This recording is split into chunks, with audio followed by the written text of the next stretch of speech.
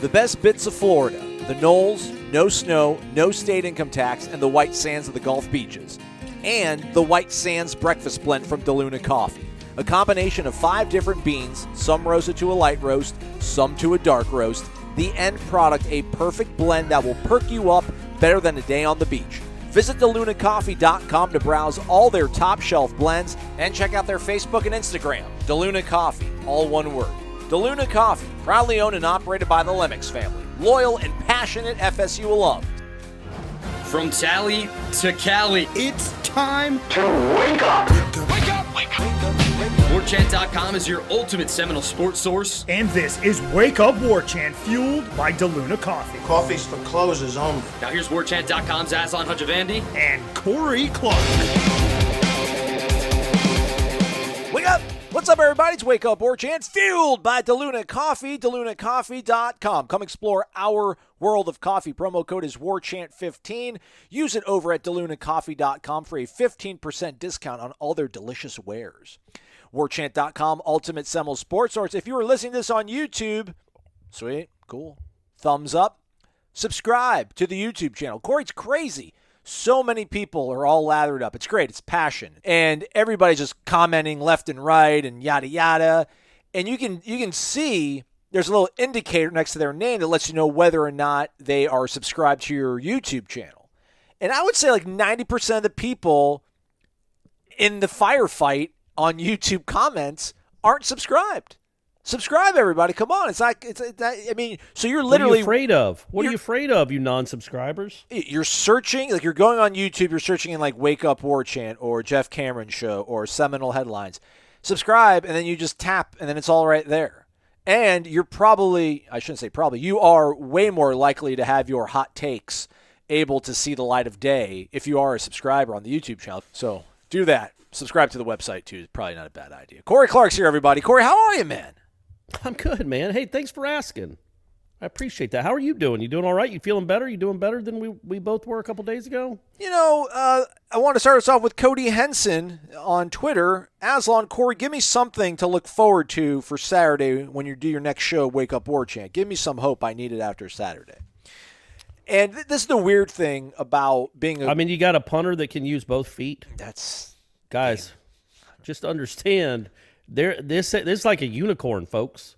It's a game changer. So we'll see how that materializes moving forward. Yeah. Shout out John Papuchis for bringing that up, and all of us just being like, okay, yeah, awesome, cool, JP, good man. He's a good man. He even said he kicked it a little further than we thought he could. So 45 yards, like cool, man, that's awesome. Why don't next time see if he can headbutt it about 25 yards. But we're, whatever the 12 stages of grief. I don't even know how many stages of grief there are. Not interrupt you. Go ahead. One last time. It is pretty remarkable that he punted it that far with his off foot. Absolutely. Like we're not celebrating it enough because it came when it came, and it was a weird thing to call, and it came in the worst game of our lifetimes. But my man punted a 45-yarder with his left foot. That's like Janikowski hitting a 48-yarder with his right foot. Yeah. Like just when they're up 51-3 on Wake back in the day when that used to happen, if they would have let Janikowski just kick one right-footed to see how far he could do it. Yeah. Anyway, good on you, Alex. It's impressive. Yeah, so there's that. And then I guess there's nowhere to go but up now, Cody. We kept thinking it could not get worse. Well, we'll see. I don't know. I guess if you lose to UMass, UMass is an FBS team at least. Although they're really, really bad. But they put they're worse than Jacksonville State. They put 28 points up on my guy, Jeff Hafley, in BC. So how many they give up? 40-something. Okay. Giving up 40-something to Boston College, you're having to put in some work to do that. But, hey, who knows, man? All bets are off. We have no idea what this thing, how high it can go. Clearly, we have no idea, or even how low it can go. We think we're at the floor, but we don't know. We'll see. But that's the thing. It hits everybody different points. That's why I always find it interesting and like entertaining on a message board. Like certain people start a thread, and man, they're coming down the soapbox full steam ahead, coming downhill on their soapbox rather. And you're like, all right, man, like I can see this. I can, I can feel the energy, and then they'll just get mocked. Like, hey, chill out, OP, or because we're all at different spots, and you're hoping, like you send out that message, you send out that smoke signal to the masses, your people, your fellow fans are like, who else is with me on this? And then they're just like, nah, man. But I don't know. It didn't hit me until like 3 a.m. Sunday of what had happened. So we're all at different places in this process of coming to grips with what happened. It's still bizarre to me. I don't even know if it really has sunk in. Even when the play happened, and we spoke to Mike Norvell, we spoke to Kenny Dillingham, Adam Fuller, and John Papuchis on Monday morning for their weekly press conference. I guess maybe I don't give myself enough credit for perhaps being able to have the mental fortitude to play high-level Division I football. Because according to Mike Norvell, a lot of guys froze up. So did Adam Fuller. So a lot of guys froze up. And I think I kind of froze up when the pass was caught. I was just like, oh, no. Like, no. What? Just no. And then he kept running. And I'm like, oh, no. Oh, no. And then my heart just sunk in this like sharp, acute pain around, I don't know, between like my lungs and my stomach. So that's where I was when it happened in 3 a.m. But answers were tried to provided for what happened. You want to start with Adam Fuller? Shout out to our guy, Corey Clark. He is a journalist first and foremost. I don't give him enough credit for that. Did not back down. And neither did Adam Fuller. Really want answers. You're never going to get the answer you want, Corey, but I think it was a defensible play call. I'm in the minority. I'm fine with it.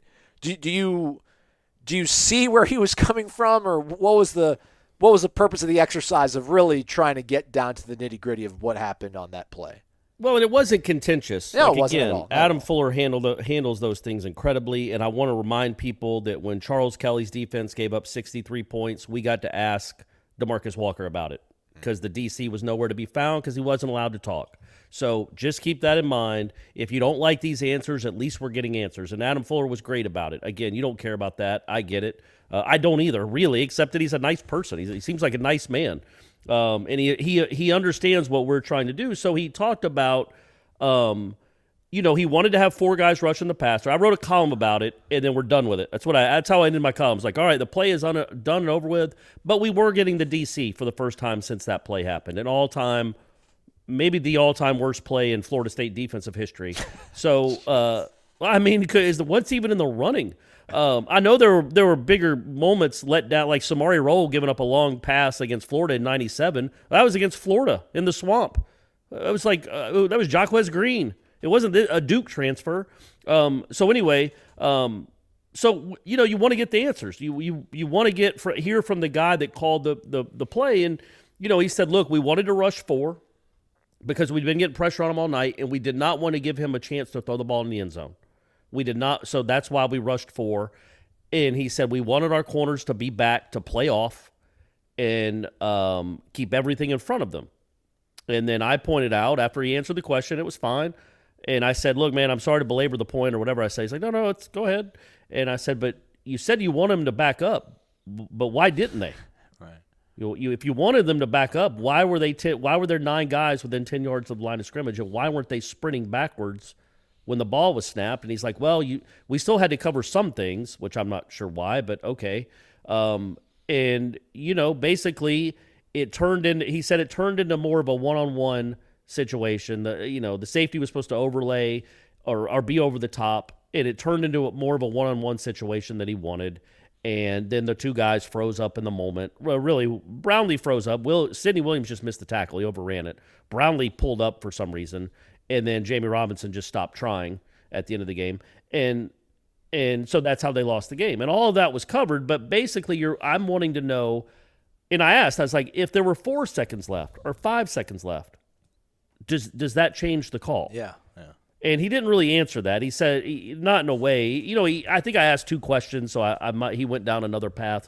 But, that was my point. If there's 4 seconds left, don't you have everybody back at the 15, the 10? Because they can't get in position and call a timeout. Yeah. Did that extra 1 or 2 seconds cause them to play like a normal defense? Probably, yeah. I would think so. Maybe. But again, but in the column I wrote, I don't necessarily – I just let Adam Fuller explain himself. And I say, look, I don't quite understand. I do point out one thing where he says, we still had to cover some of the other stuff, and I was like, in the column, I'm like, well, why? If they catch the ball at your 45-yard line, you're going to be coming right at that dude and tackling him, probably within 7 yards. So at best, they have a 55 or 56-yard field goal. It would be weird for them to even try that with a kid that's never even attempted a kick in college. But if they did it, fine. If he makes it, fine. You're still going overtime. You can't lose the game by playing way off the line of scrimmage. But so he said in his head, he was doing the math, like, okay, can they still get 30 or 40 yards and call a timeout because it's a field goal game since they still have a timeout? And he's like, I kind of told myself no, they couldn't. So that's why we rushed 4, and the defensive backs just weren't back far enough. And then look, like as you pointed out, and it's right to point out, they didn't make a play, man. Like, you're at Florida State. That kid catches the ball, you're on his hip. Wrap him up and bring him down. Don't at least hold him up. Exactly, like simulate to run over and then push him out of bounds, yes. Yeah, you have the sideline too. So I know there's only 2 defenders, but the way he caught it, there's really 3 defenders because you have the sideline. Somehow, some way, he Houdini'd his way past both those guys. But the overriding point of the column, or one of the points of the column, is this loss isn't Adam Fuller's loss. It's Mike Norvell's loss, right? Like, it goes on his record. And in that moment, and I bring it up in the column, like if John Papuchis, when it's 4th and 1 at the 45 with 1:40 left and they're punting, if he called on the headset, hey, fake punt, does Mike Norvell just let him have the autonomy to do that? Probably not, right? Yeah.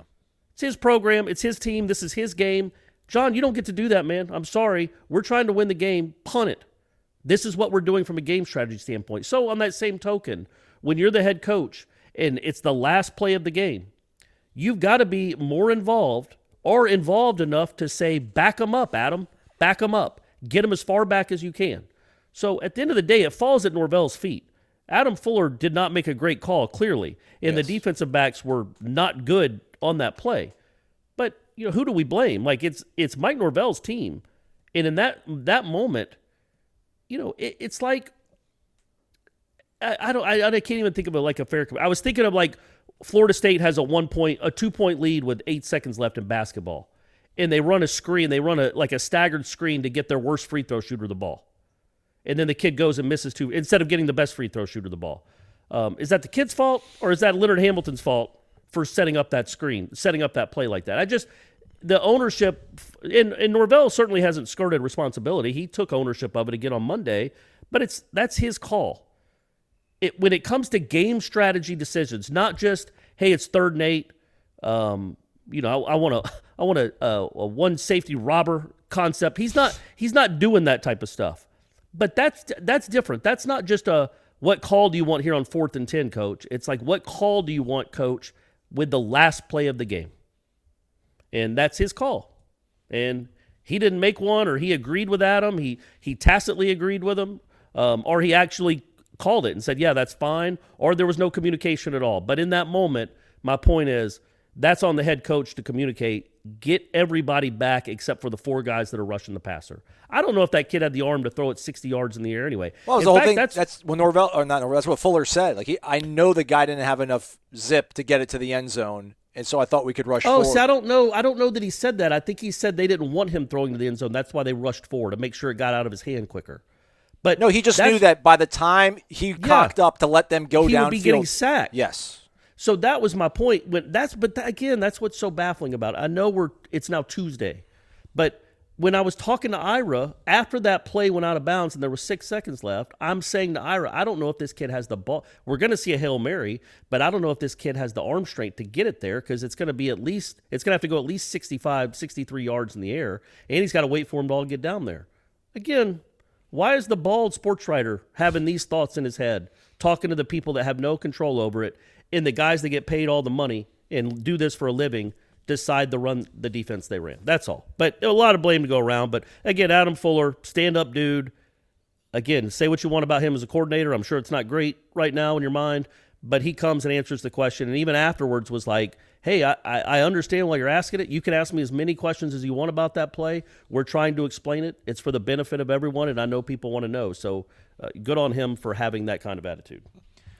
Moving over to the offensive side of the ball, before we get to Dillingham, I guess we should talk about Norvell. He is the head coach after all. I joked about, I think when we were getting ready to go there, I'm like, I bet he's going to be happy when we walk in there, and that's going to make me upset. Because that's kind of what we would see, the despondent reaction after losses in the past, and then Willie would be pretty all right Monday, like, hey guys, what's going on? Have a great day if everybody wants to. But I don't want to have a great day. We just lost again. How do you think his comportment was up there on the podium Monday morning? He wasn't happy, but I want him to be Jimbo 2017-ish, just like unshaven mess. Like my life is spiraling out of control. See, that didn't work either, though. Yeah. Like that's not. I like don't care. Recipe Somebody for needs success. to suffer. No one's getting fired. Somebody needs to suffer. Somebody needs to hurt for what happened. I thought you meant like Jimbo after maybe like South Florida in 2016, when he was just as angry as I've ever seen him ever. Was after that, and they won that game by beat Willie Taggart by put up 55 points or whatever it was, but he was livid. So yeah, Norvell wasn't that, but he certainly wasn't like just completely calm. Especially with the question you asked about the moral victory from the week before. He got pretty riled up, lathered up about that because he doesn't want his fans or his players, but I don't think his players would, but he doesn't want his fans to think that he was okay with that loss. Like, he wants to stress that, he was really upset about that loss too. Now, I don't know, like obviously the way he was Saturday night in post game compared to the way he was Sunday night for the Notre Dame game, that was a different dude, right? Yes. Like he was upset that they lost because he was like, it was a loss. It was a heartbreaking should have won. And his own field goal on Monday. His own words. We should have won that game against Notre Dame. That's why he was upset. That's why he was angry. Yeah, but his team also came back and played well, and he was just upset that they lost because everybody walking out of that stadium was like, darn it. We could have won that game. All we had to, this Saturday night after that game, he was despondent. And it wasn't, I don't even know if it was anger, if it was heartbreak, if it was whatever it was, but that was a different looking dude. So again, it's not as if he was happy after the Notre Dame game, but he was certainly happier. It felt good about the direction of the program, and then all that blew up. But yeah, I thought overall it was kind of what I expected. He seemed his normal self, a little more subdued, but that's the way you got to approach it, right? They were all subdued. Dillingham was subdued. Like, you can't come in there and be the same dude you always are, I don't think, after a loss like that, when you're doing it for the fans. The fans are the ones that watch this. The fans are the ones that listen to us talk about it. So you can't be there like cracking jokes and how's everybody? The sun's up, right? Sun's up. What everybody have for breakfast?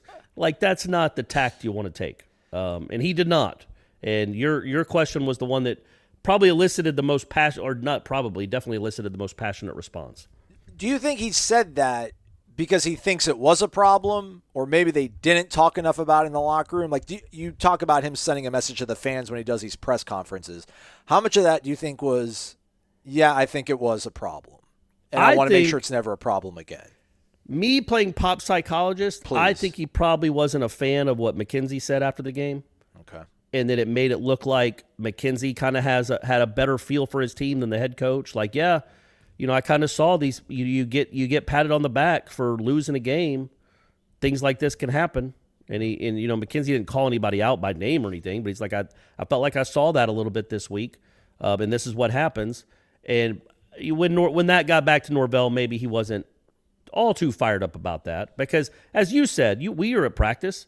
It wasn't like they were, playing the Notre Dame fight song and dancing like river dance, dancing an Irish jig during practice. I mean, they were taking it seriously. They didn't seem to feel that good about themselves at practice. Like, they weren't letting them feel that good. But and when we did Trench Talk with Devontae Love-Terra last week, I remember like before we started going on air, I was talking to him like, "Hey man, like, how you doing?" And I thought he'd be like, "Yeah, man, we showed everybody like what we're capable of." But he was not happy. He was like, "Man," he's like, "I've been better." I'm like, "Yeah."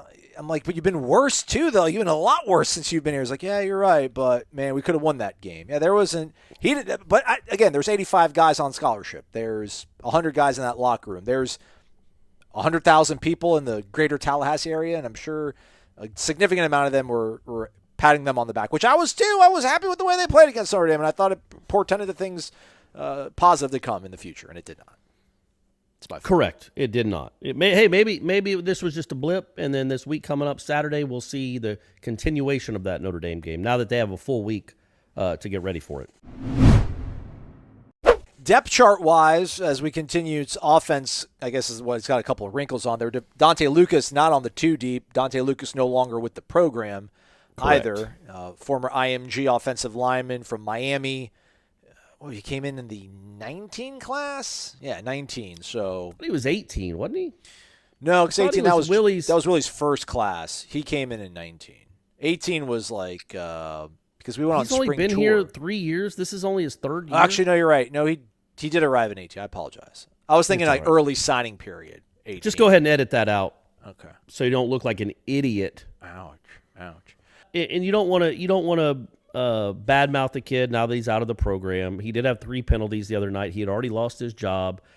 That's just check another one off the box of those Willie classes, those early Willie classes. I don't know if anybody's left out of the 18 class. It's insanity what that class ended up being. But yeah, man, I think that's another. Oh, he God was bless 19. you, Dante. He was 19, Corey. Look at that. Well, then I'm an idiot. Now you're Is not that an idiot. true? Yeah. So he's. Yeah. Oh yeah, that's right. Because he got into the altercation before the Wake Forest game, right? Yeah. Up there. Yeah. That's right. And he was a true freshman, and that was the night it rained on Ira and I while we gave the post-game wrap-up of that debacle. Yeah. Which was the beginning of the end. Well, it was all part of the end for Willie Taggart. Act 3. It was one of the scenes in Act 3 of the. Yes, but go to 18 and 19 and look at those classes and what's become of it. You want to know what's going on right now with Florida State football? 18 and 19 say it all of it. Didn't get a quarterback, and literally half the guys, maybe more, aren't in the program anymore of those 18 and 19 classes. But I think, again, no offense to the kid. Hope he lands on his feet. Maybe he'll go win awards at Alabama. I don't know. I think he's got some talent. But I feel like this is addition by subtraction. For whatever reason, there was always something with Dante Lucas. Well, then He why'd they never keep playing him? materialized. Why'd they keep playing him then, Corey? Well, I think they had to, right? All This right, well, game. then how was it addition then? How are they better off if they kept – I mean, like, I don't know. So I think this was like the final. Like he's got experience. Let's run him out there. It's got to be better than playing a kid that hasn't ever played before in this moment. And then it's not. He's a negative football player, at least at Florida State. He's not very good. He doesn't block all that well, and he commits a couple penalties every game. Every time he's out there, including some where he's somehow inexplicably blocking 10 yards downfield. He's taken away, as Dillingham said, we go from 2nd and 2 to 2nd and 15 because of a legal man downfield. That changes the whole drive. And we'll get to Milton and Travis in a second, but those are the kind of things you just can't have, and it happens a lot with 55. So that's what I mean by addition. But get somebody in there who's not as good, not as talented, not as strong, but knows what they're doing and will hold their water and won't commit 2 or 3 penalties a game. It's probably a net positive over what Dante Lucas gives you at this moment. He was not a productive football player at Florida State, and you just get the feeling that maybe because he came in so highly touted, he had a nickname, all that he probably thought he was better than he was, and maybe that caused some consternation among teammates or among the people trying to coach them. And finally, it's just better if they just say, all right, good luck, but we're going to move on without you. Yeah, I wonder if he lost the job and then said peace, or was like, I'm out of here, and then that's why he's not on the depth chart. But, I guess really who cares? It's not all that important. Otherwise on the depth chart, that this guy, used to be 1A, or just 1, 2, 3. That's the way depth chart worked. And then I don't know, some coach got all funny and was like, or. There's no longer an or between Mackenzie Milton and Jordan Travis for whatever that is worth. Milton first team, and then behind him it's Jordan's listed on the 2 deep. So I like it. I like Mackenzie Milton. I don't dislike Jordan Travis as a human being. I just don't. Again, I have concerns about the sustainability of the way he attacks a defense. He scored more points on Notre Dame than Mackenzie Milton did in 60 minutes against an FCS team. Point taken. I think, crazily enough, they're looking at what this team can be. I think that's why they played Jacksonville State the way they did. They were trying to use that as a setup for future opponents to get this team ready, to get that quarterback ready, to get those sort of looks ready. I like it. I also like it more than anything is that they're not backing down. They're almost doubling down to a certain degree on this. And then again, I want a verdict soon. Like, I want to know by the end of October. I want to know by November. Like, can this staff make it happen? And by doing things like that, I think it gives a window into their decision making and then ultimately their judgment. So I'm all for it, man. Yeah, all right. You could tell where I was leaning by the questions I was asking. Yeah. I was pushing hard. I think they did that. They took the or out just to as an FU to me. You. Yeah. Yeah, to spite Corey Clark. Oh, he wants Jordan Travis to play more. All right, how about just he's not even an or anymore. He's just second team. And who knows what that's about? Like it's odd to me that after this game in particular, it's just all right. Now we have our roles defined. It's like what did you see from that 17-point onslaught that makes you think that you're running, this is how you got to run the offense, that this is the guy. And I'm not saying he's not the guy, but I didn't see anything on Saturday, neither did you, that would say this guy runs it. They're going to produce more with this guy at quarterback than the other guy. Again, Jordan put up 41 against them last year. Mackenzie Milton put up 17, and one of them was a 53-yard field goal. I just think, the reason I asked Dillingham about it is because of what he was talking about. Yeah. So he started talking about how Jacksonville State played way off the ball. They wanted Florida State to have to run a bunch of plays to go score because they didn't think they would be efficient enough to do it. I.e., take away the big play. Make them dink and dunk down the field. The receivers aren't anything special. You can tackle them in space. And then eventually they're going to have a false start or a legal man downfield or a hold or a drop, and the drive's going to be over. And that played out perfectly. So I guess my counter to that would be, Dillingham spent his whole time talking about the penalties. And then I think he said on 30, they only did all 11 guys did the right thing on 35% of the plays. That's it. And on those plays, those 35% of the plays, he said they averaged 9.8 yards per carry. The problem is they're not all doing the right thing. And then the penalties just kill them. So, and they didn't have any explosive plays. They didn't even really try any, except for the Helton one to start the game, because they were taking it away. And so I asked them, like, well, when you have Jordan Travis back there, does that change the way teams defend you, and does that open it up for more big plays? Because again, Kenny Dillingham was the one talking to you guys under the baseball stadium, saying Deshaun Corbin might not even have that 90-yard run if Jordan Travis isn't in the game. And Travis also had the 60-yard pass to Douglas. He had another 75-yard drive. So what did you see from the way Jacksonville State defended you? And more accurately, how you attacked Jacksonville State's defense, staunch defense, to make you think this is the way to do it. A controlled passing game with the gunslinger, running, not really a threat to run quarterback-wise. He can get you some yards here or there. He gets rid of the ball, so he's not going to get sacked. We're 3 games that we're about to be entering the 3rd game. I don't know who should be starting at quarterback, and I don't know that they do either. And it feels like they're still trying to figure it out. I don't know, man. I just think. So Jordan Travis had 11 drives against Notre Dame, and he scored 4 touchdowns. So he was 4 of 11 against Notre Dame and putting touchdowns on the board. Mackenzie Milton against Jacksonville State had 11 drives, and he was 2 of 11. And those drives started at the FSU 47 and the Jacksonville 45. So I guess, again, we don't blame it on Mackenzie Milton. I'm not blaming it on him. And he had a touchdown drop, which would have put at least 7 more points on the board. It might have opened the floodgates. But if this is the way the offense looks without a running threat at quarterback, it sucks. At least when Jordan Travis is back there, you have 2 legitimate threats that can run the football instead of them keying on. And the running game was still pretty good, especially when Corbin was getting it and not number 9. When 0 and 8 get the ball, the running game is still pretty good, but it's not huge plays. It's not 30-yarders. They're 9-yarders. They're 11 yards, but they still count. But maybe it's just a one-game thing, and maybe it is all the penalties. But they well, I guess they had 14 points in the first half, which still isn't great. But he said, they had 9 penalties for 100 yards in the second half of that game, and almost all on the offense except for the 2 PIs. That's rough, man. That's rough. So I don't know what they're going to do. I still vehemently believe that both guys need to play, Both guys are going to have to play and be used.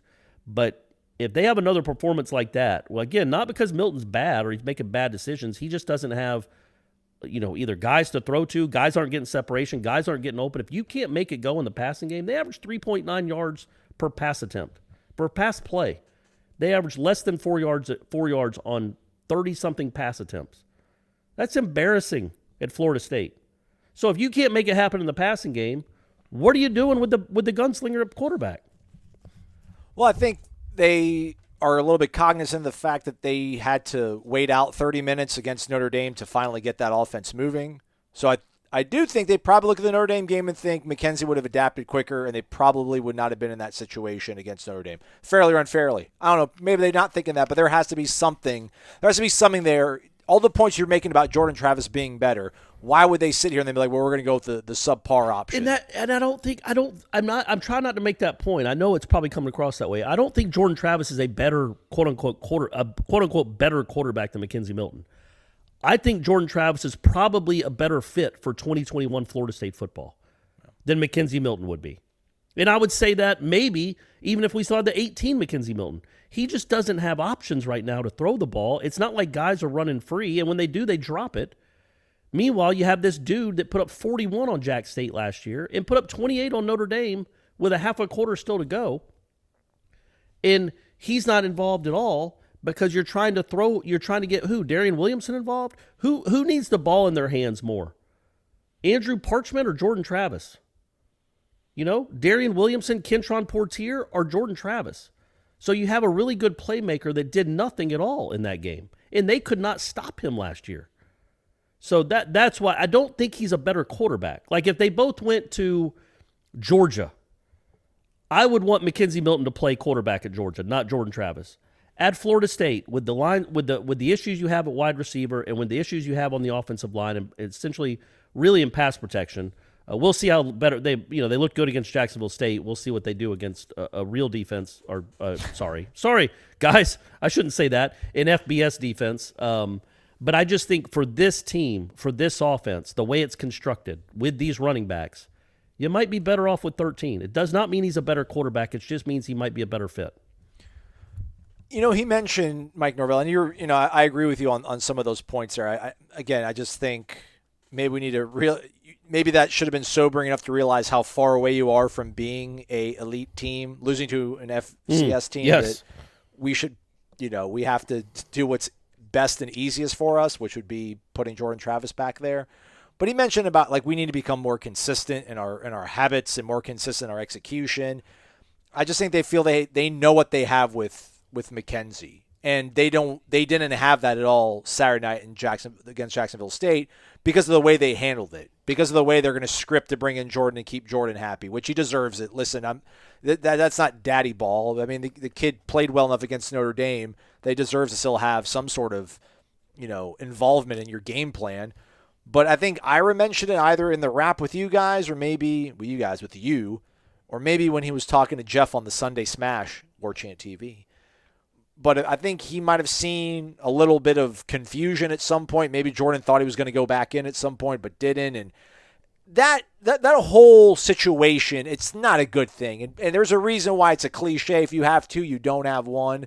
So I think by doing this, again, this is them doubling down. We believe in this kid. We went out and got him the 12th, the 1 minute of free agency when it began and it was open. We went and got this kid because we thought he could be something. We've seen the way he physically responded after the Notre Dame game. We're like, okay, he can handle this. He did a couple good plays against Notre Dame. We didn't see that in practice. We didn't feel good enough about starting him against Notre Dame. But now that we know he can do it in game situation, let's get out of his way and let's see what happens. Now, will it work out? I don't know. I think it will. But again, this is another decision that when we're sitting here in October or November and they've got 6 or 7 losses or they've got 5 or 6 wins, I think we'll look at as being one of the more, impactful. I don't want to say impactful, but it'll be one of the more sort of notable things that they've done to put the trajectory of this season in play. Yeah, I would be interested. Maybe we'll ask Norvell later on today about that. Why Ghost? What happened to the Or? If it happened, it had something to do with Jordan's reaction to his lack of playing time, we won't find that out. He's not going to say, well, Jordan's got to grow up. Just because he didn't get to play, he can't be like a baby. Can't pout in the corner or laugh after the game because we didn't win. And so he wouldn't say anything like that. And I'm not saying Jordan did any of that. I'm just saying that if it was something along those lines, we wouldn't know. I'm not convinced that they are, that it's just straight Mackenzie Milton from here on out. That's terrible. Then that's really bad. Like if Jordan did something to lose the job, like that's even like that. We're in much more dire straits than we could possibly have thought.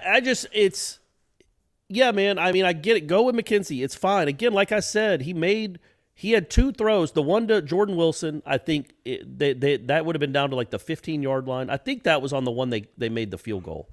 So that might have cost them 4 points because maybe they go in and score if he catches that ball, which he should have. It's a great throw. And you're 265 pounds, man. That FCS safety hits like a truck. You can't catch that ball. So that maybe cost them 4 points. Then the Helton play definitely cost them 7. So you add 11 to what you had. You have 28. You win that game. Not a great showing by any means. You also fiddle-effed around on 2 different drives. One putting Travis in the game as just the lone quarterback, and the other with Travis and him in the game together.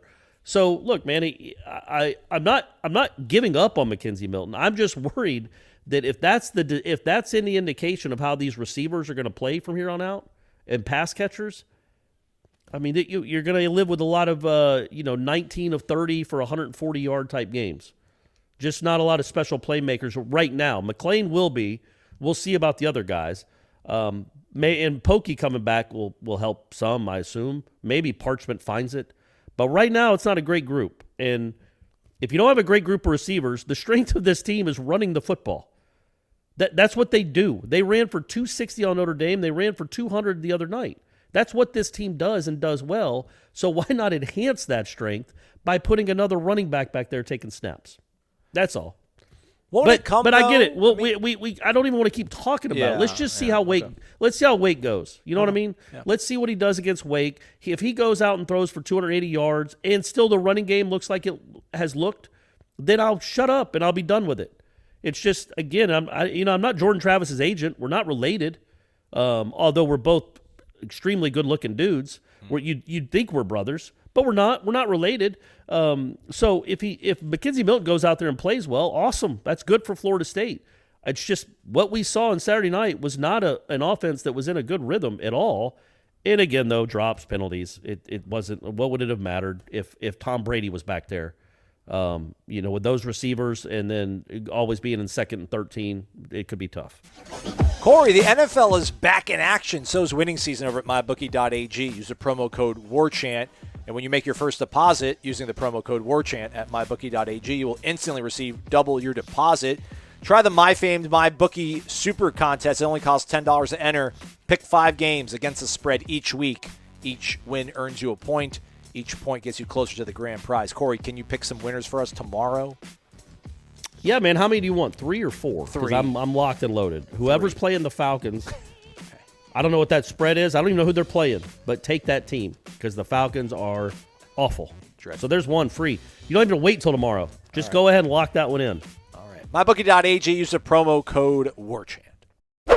So USC's already fired its head coach, Aslan. Well, they did?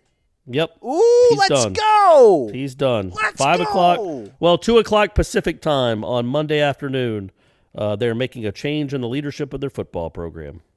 USC leadership was disheartened, says Bruce Feldman, by what they saw from Helton's team Saturday night when they got blown out by Stanford. Athletic director Mike Bone knew he couldn't keep Helton any longer. Just had to sort out timeline and an interim. Good for them. Good for them. He doesn't, I'm sorry, he's going to probably end up at the Saban rehabilitation program. Of course he will. He didn't deserve it, man. Southern Cal has to be one of the 10 best jobs in this country. You have to create an environment that makes that one of the 10 best jobs in the country, one of the 10 best programs to go play for.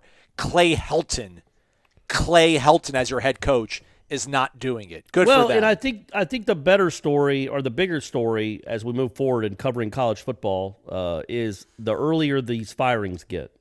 Like if you know you're going to make a decision at the end of the year, like A&M, man, A&M with Sumlin, didn't they wait till like the end of the year or close to the end of the year Well, they make everybody sure knew they get Jimbo out of here and everything. Yeah, but yeah, but you're right, yeah. you knew he was a dead man coaching, Right. and that when whether you liked or didn't like what they did with Taggart at Florida State, if you know you're going to fire him at the end of the year because you know you're not beating that Florida team, which they couldn't, they weren't going to, so you know you're going to end up with at least 6 losses and probably 7 again. Why wait? Like why let it play out? Go ahead and start now. Now USC gets first dibs.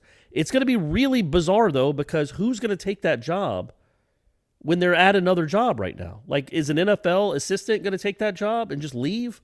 The Seahawks or whoever? Like Sark, come home, Sark. Come back home, man. Yeah. Leave Texas. Right, but he's got a job. Like, Yeah. so nobody can leave right now. It's just going to open up a lot of questions at press conferences to certain coaches about, are you going to take this job? Unless it's somebody that's retired. But yeah, I don't mind. If you know you're going to fire him anyway, go ahead and do it and just see where the dust settles. So anyway, that's what happened. Well, maybe, I mean,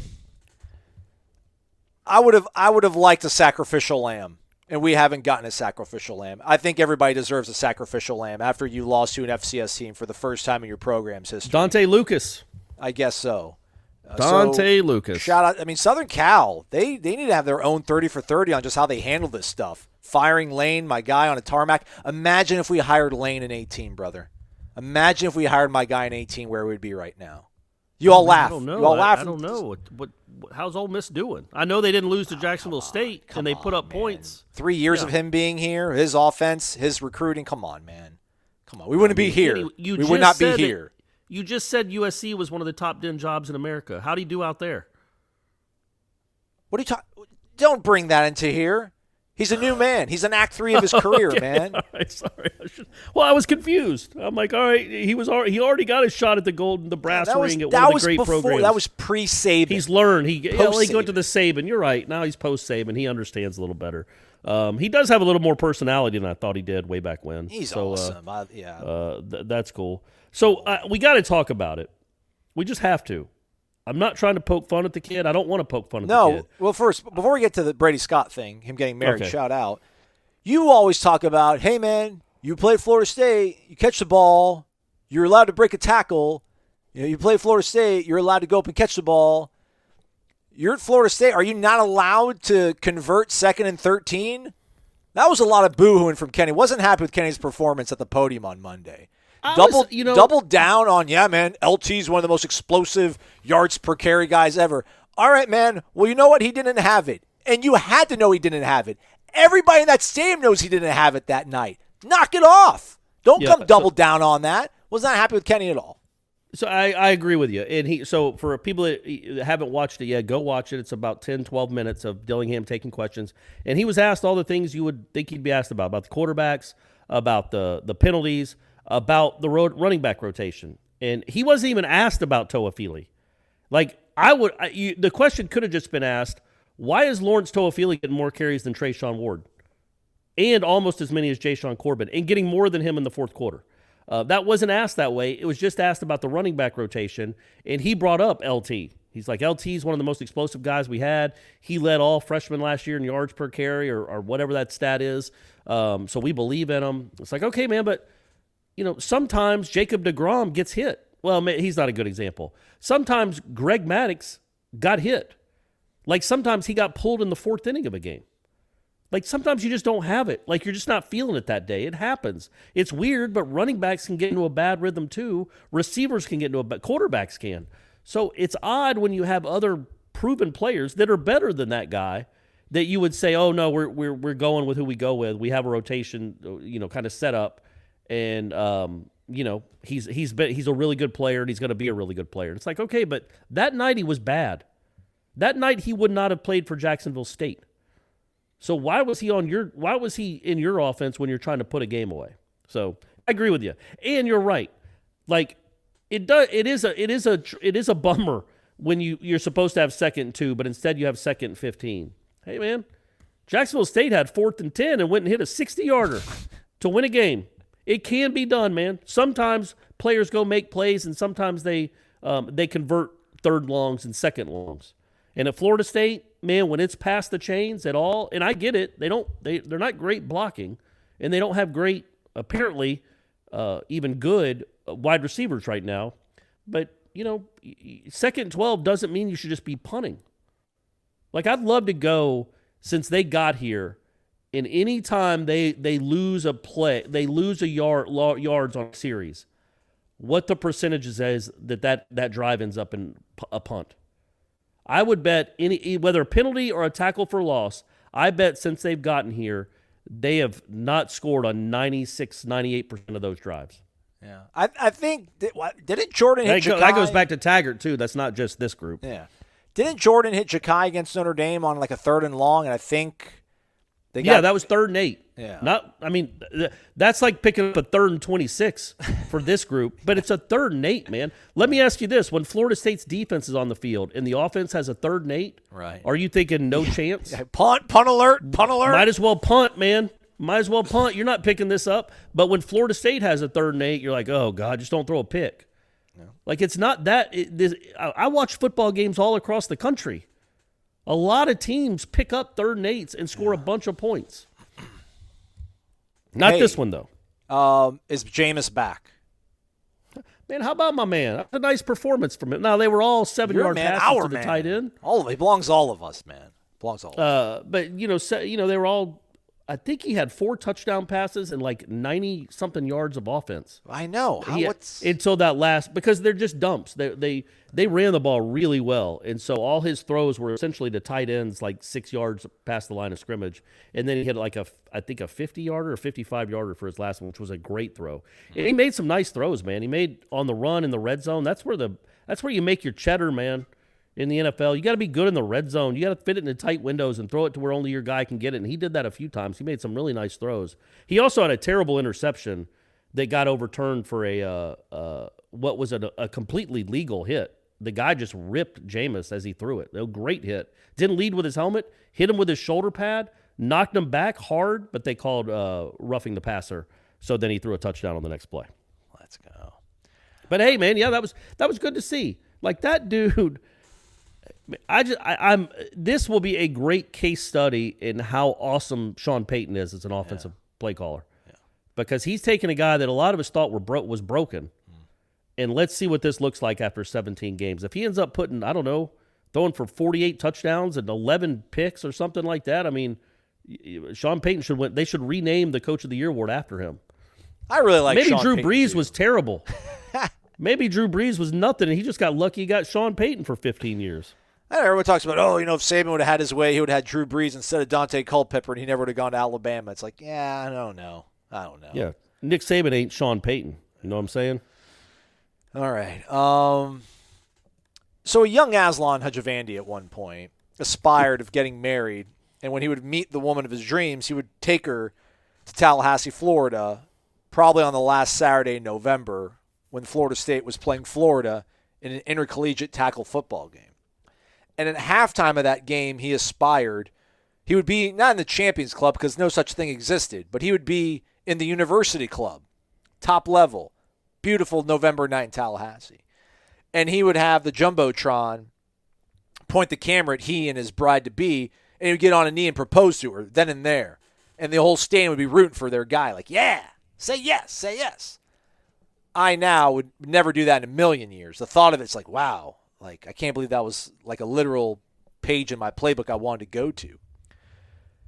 So when I first saw and heard, and I didn't hear about it until Monday, number 59, Brady Scott in your programs, decided to propose to his girlfriend after they had lost to Jacksonville State, I couldn't believe it. Like, they lost to an FCS team. And we're going to use this moment in time to propel and catapult the next phase of our lives, possibly with some of that we want to spend the rest of our lives with. What are you thinking? But as I've processed it more and let it kind of percolate, and especially the way that he has sort of cleverly used the angst, the mean-spiritedness of Barstool Sports to parlay that into a positive, I'm all for it. Way to go, Brady Scott. We should buy him something, Corey, from his registry, you and I, on behalf of all of our listeners, I think. Yeah, man, yeah. It was just, I feel bad for him, honestly, like, because clearly he had been planning that for a long time. That I don't think that's something that you like. You know what? What would make me feel better about that incredible scene that I just saw in the corner of the end zone with the whole visiting team celebrating? How about if I just proposed to Ashley now? Like, it wasn't a spur of the moment type thing. I don't know if her name's Ashley. I feel like it's a good guess. But it's just unfortunate that it happened then, that he had prepared, for months, probably asked the parents, had it all set up, and gets her on the field, has it all, ready to go in this special moment, and it just so happened to be after the worst loss in FSU history, modern history anyway. So it's just unfortunate. It was a little bit opposite, I would say, just my opinion, of maybe Boise State beating Oklahoma in overtime on a Statue of Liberty play, and then the guy that scored the touchdown proposing to his girlfriend in the corner. That's a little different than offensive lineman who played 6 snaps, losing to an FCS team. They're still celebrating on your field, and you get to a knee and propose that way. But he did have fun with it with Barstool and, put out his registry so everybody could see it. He poked fun at it, I think. I got that impression. He was kind of poking fun at the reaction. Yeah. But you also have to know that now, I don't know who took the picture, but that it became viral. That is not a surprise. And it's just not. Look, man, I proposed to my ex-wife. I proposed to Shanna in a column. So I'm not the best one to ask about great proposal ideas. Although it was pretty solid, actually. So I think it's still hanging up in my hallway in the house here. So wait, you're like, hey, you should go grab the paper today if you haven't gotten a chance to read it yet. Yes. What if somebody else would have read it and then called her or texted her and been like, Shanna, oh my God. Well, no, I didn't know. I knew that wouldn't happen because she lived in Sarasota at the time, and I was in Gwinnett, and I was going back and forth Gwinnett County. So she was flying up that day, or driving up. I can't remember, but she was coming up to Gwinnett that day. She was getting in on Thursday night around 11 to my mom's house because I didn't even have a house up there at the time. I was staying with my mom, and so I knew there'd be no way because we didn't put a lot of stuff on the internet back then. Yeah. So there's no way she would, and in fact, I made sure it was off the internet. I made sure it didn't make the internet, and then not that I was really worried about her reading my columns. That wasn't a huge problem, but anyway, so I wrote it, and it was in the paper, and then I was like, hey, when she got to my mom's, I'm like, hey, I wrote a column about you. She's like, what? I'm like, yeah, just about what you have to put up with having a sports writer as a boyfriend and all that, and so I gave it to her. And then as she was reading it, I left the room, and then I came back. She was still reading it, and then I acted like I was tying my shoe. And then when she got to the column, she looked up, and I did that. Look at you, man! Let's go! Yeah. In hindsight, I wish I'd have done it after the 30-0 loss to Wake Forest, just in the pouring rain. Be like... But it was a more like Brady Scott. But it was a cool moment. But my point being about it was a pretty funny column. People seem to enjoy it. And it was it's also cool that Will Hammock, who was the sports editor at the time, let me do that. You know what I mean? What was the crux of the column? Like, did you slip it in there, or was it a slow day? No, it was the whole column was about what the girlfriends or the significant others of sports writers have to go through. Especially my job at the time, because it was a bunch of I was covering high school sports. So she went with me to Baxley, Georgia, and Dothan, Alabama. You love Dothan. Oh yeah. Places like that. Moultrie, Georgia, Colquitt County, those kind of places to cover football games on Friday nights for 5-6 years. So I was just trying to all the things she's had to put up with, late nights, not getting home till 1:30 and all that, and then threw that in there at the end. So yeah, it was a cool story. I liked it. It wasn't as cool as this one, I guess. It wasn't viral. I didn't get on Barstool, but it's just par for the course for Florida State, right? So how did you time it up to where you'd be on your knee tying your shoe that it wouldn't seem that long, and then she would hit the part of the column where it's like, so wait, did you actually write in the column, will you, I'm going to use this opportunity to show my gratefulness to my girlfriend by asking her to spend the rest of her life with me? Was it written in the actual column? Yeah. The last question was, Shanna Marie Parr, will you marry me? The last sentence. So, with all that said, or however I phrased it, so I hate to do this right now. Corey. I just can't get over the timing of you letting her read it, exiting the room, walking back in, then tying your shoe, and like just incredible. Man, I tried, buddy. I tried, man. My mom was waiting in the other room, like all nervous, like all giddy, waiting to see how it went. And then, like she looked up. She's like, "You wrote me a column or something like that." So, but in a nice way, So it was a cool moment. I liked it. I think I still have it. The title of the column was "An Idea Whose Time Has Come." Aw. And it was about, it was time, all that. So yeah, and look, man, it was 10 years of bliss. 10 years of bliss. We got Brady. Good times. We got to go to the Rose Bowl for the Auburn game. Yeah. We were married during that, so good stuff. So I hope Brady has an even better marriage that lasts even longer.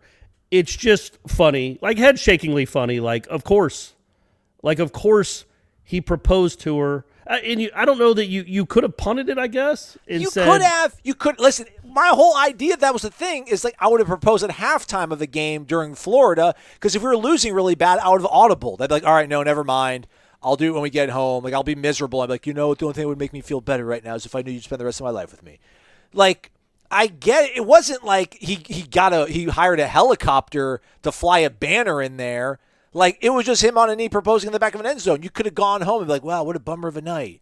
But you know what? Like, it's never a bummer when I'm around you. Like, spend the rest of my life with me. He could have, but I guess, shout out for sticking to the plan. Maybe that's like a Norvellism. Stick to the plan. He stuck to it. Good for him. Well, he did. Look, I'm just too old, and I can't. I don't feel comfortable commenting on it. It was a big story on Twitter for a day, and it's cool that he did that. It's just awful that it came after that kind of loss. And he's a senior. He's put a lot of time into this program. He probably is going to be playing a bit more now that Dante Lucas isn't on the team. In that game, he only played 6 snaps. You just wish it's how it worked out, right? You could audible. You could say, well, come down to the field after the Louisville game. We have to win. I can't do this on a loss. Because I asked you, jokingly, I texted you and Ira, like, what's the real world equivalent of proposing to someone after your team loses on a last second 60-yard bomb to an FCS school and then proposing to your girlfriend? Yeah. What's the real world equivalent? And I said, proposing when you're in the ambulance after a car accident. I think you said proposing in the parking lot after you're fired. Yeah. And I can't remember what Ira's was. It might not have been appropriate, so we won't share it. That Ira, I tell you. Yeah, but like, it's just the timing was just that ruined it. That last play ruined the timing of it, but that doesn't mean they can't have a great marriage, and it's actually more memorable now. People will always remember this. But you also have to deal with people retweeting that picture and saying you can't spell love without a big L. Oh. But that happens, right? I mean, that's what happens when you propose to someone. It is fine. Don't let it bother you. He clearly didn't. He's probably going to get a lot of gifts bought for him. But, we live in 2021. Trey McKinney lining up backwards with his back to the defense on that one play against Boise State or whoever it was. You're setting yourself up for mockery, but it's fine if you can handle it, and it appears like Brady Scott can. Oh, he did. It was next level. Yeah, he's a barstool athlete. That would be like us dogging Devontae Love Taylor. He's our guy. We pay him. He's, yeah. Brady Scott was a barstool athlete, which, there's 1,000 of those guys apparently. But, then they roast him, and instead of him, throwing a fit, Dylan Gibbons got all high and mighty, which, that's cool. That's your teammate. I think Dylan Hill, hey, what else? What are all the other perks besides getting roasted on the internet? What else, it was pretty cool for him to get his teammates back like that. But, yeah, Brady Scott could have thrown a tantrum and say, just do you guys want an invitation to the wedding? And then it just gone ahead and been like, hey, by the way, this is on my registry. Anything is appreciated. And a bunch of people have apparently bought him stuff, so good for him. Maybe that's what it is. He took a horrible moment, maybe getting roasted by Barstool on the internet is even worse than losing to an FCS team, but he's spun into a good thing. Hopefully we'll spin this opportunity to get better in the climb to reach greater heights this season, maybe even quicker somehow. What do you think, because Norvell certainly knows about it now. He might not have known about it. I imagine Norvell, as soon as he was done with his press conference, went and, like you said, drove around like Rocky and Rocky IV. Just like that one vision of not Apollo getting killed, but of Jarvis Brownlee not tackling. He's just rolling in his head as he's getting ready to move to Russia. But when Norvell found out, when Dillingham found out, or Atkins, okay with it, 100% happy for it. Right. They would never tell us, at least not with a camera in their face, what they really thought. No, they wouldn't. They would not. Like, all right, so he was playing. But what can they game. say? Well, like, what could they say? Like, could they say, well, that's awesome, man. That shows how seriously you were taking Jacksonville State, that you planned to propose to your girlfriend after the game, win or lose. Well, Couldn't Brady then counter? Yep. Well, hey, I didn't run 2 quarterbacks out there on one play, and I didn't punt it left-footed. Bingo. And I didn't call a normal nickel defense with 6 seconds left.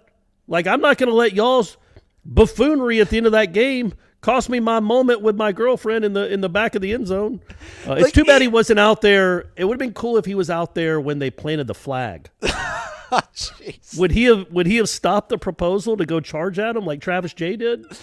Oh, he's been like, ESPN said we had a 99.7% chance of winning this game. It's not my fault. Yeah. So good times, man. Several headlines coming up live 1 to 3 p.m. on Warchant TV. Tune in. Also 93.3 in Tallahassee. He's Corey. I'm Aslan. Thanks for watching, listening to Wake Up Warchant. Fueled by DeLuna Coffee. Come explore our world of coffee. DeLuna Coffee features over 24 different blends. DeLuna's unique roasts can be delivered ground finely for drip coffee makers, coarse for the craft crowd, untouched as a whole bean, or even in convenient K-Cups. Founded in 2014 by the Laments family, Ed and Brett are FSU alums and boosters who are extending a special offer to all listeners. Use the promo code WARCHANT15 for a 15% discount. Visit DeLunaCoffee.com and check out their Facebook and Instagram.